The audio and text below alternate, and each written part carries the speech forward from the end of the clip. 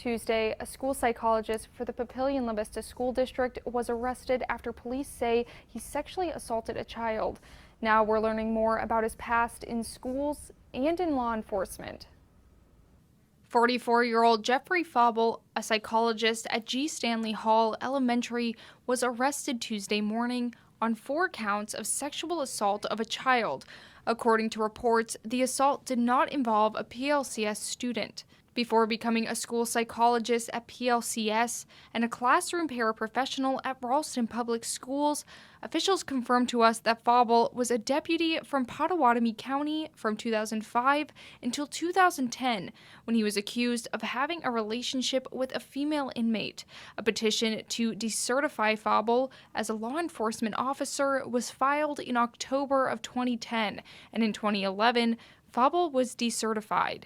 We found this information with some research and phone calls. But would this information show up on a district background check? Felicia Hazuka, president of OneSource, a background check company in Omaha, says background checks include registries and criminal offenses, but other information may not be reported due to federal laws. We'd only be able to report adverse information within the last 7 years. So if there is something adverse about an individual beyond 7 years, it would not be permissible for us to be able to report that. Within the last 7 years, it would depend on what you're looking for and the nature of both the type of product and the scope of product. And Dan Stevens, CEO of DDS Employee Screening Services in New York, says although some state laws could be different, federally background checks cannot go further back than 7 years. If I knew something that went back 15 years that I thought was relevant to what happens, I can't give that information to the employer, because it's beyond the time frame of what is allowed.